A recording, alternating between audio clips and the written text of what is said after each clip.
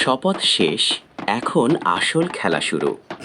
সংসদের প্রথম অধিবেশনেই ঠিক হবে দেশের আগামী ৫ বছরের দিক নির্দেশনা।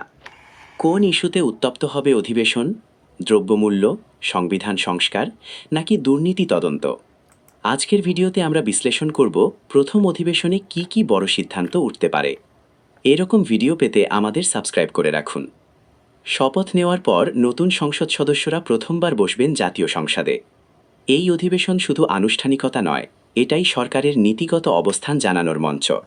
প্রথম অধিবেশনে সাধারণত রাষ্ট্রপতির ভাষণ, স্পিকার নির্বাচন এবং গুরুত্বপূর্ণ প্রস্তাব উত্থাপন হয়। কিন্তু রাজনৈতিক বাস্তবতা অনুযায়ী এবার ইস্যুগুলো আরও তীব্র হতে পারে। দ্রব্যমূল্য ও অর্থনীতি।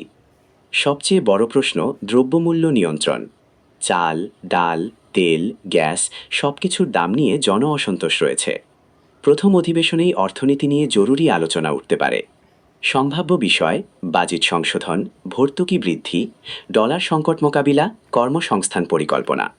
এখানে সরকার যদি শক্ত বার্তা দিতে না পারে, বিরোধী দল সুযোগ নেবে। সংবিধান ও নির্বাচন সংস্কার।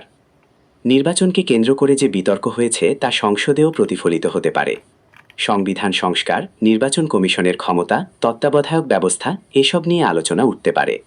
বিশেষ করে তরুণ এমপিরা এ বিষয়ে সরব হতে পারেন। দুর্নীতি ও জবাবদিহি। দুর্নীতির অভিযোগ নতুন কিছু নয়। প্রথম অধিবেশনেই দুর্নীতি তদন্ত কমিটি গঠন, বড় প্রকল্প পর্যালোচনা অথবা সাবেক সরকারের নীতির সমালোচনা হতে পারে। এটা রাজনীতিক উত্তেজনা বাড়াবে। পররাষ্ট্রনীতি।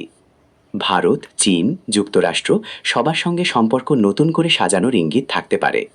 প্রথম অধিবেশনেই সরকারের কূটনীতিক অবস্থান পরিষ্কার হতে পারে। কিন্তু সবচেয়ে বড় প্রশ্ন, এই অধিবেশন কি শান্ত থাকবে নাকি হবে উত্তপ্ত বাকযুদ্ধ? প্রথম দিনেই যদি বড় সিদ্ধান্ত আসে তাহলে পরবর্তী অধিবেশনগুলো আরও নাটকীয় হবে। আর যদি শুধু আনুষ্ঠানিকতা হয় তাহলে জনমনে হতাশা বাড়বে। সংসদের প্রথম অধিবেশন শুধু বক্তৃতা নয়, এটাই সরকারের আসল পরীক্ষা। জনগণের প্রত্যাশা এখন আকাশচুম্বী। দেখার বিষয় কথা থেকে কাজে কত দ্রুত যাওয়া যায়। আপনি কি মনে করেন প্রথম অধিবেশনে কোন ইস্যু সবচেয়ে বেশি আলোচিত হবে? কমেন্টে লিখে জানান।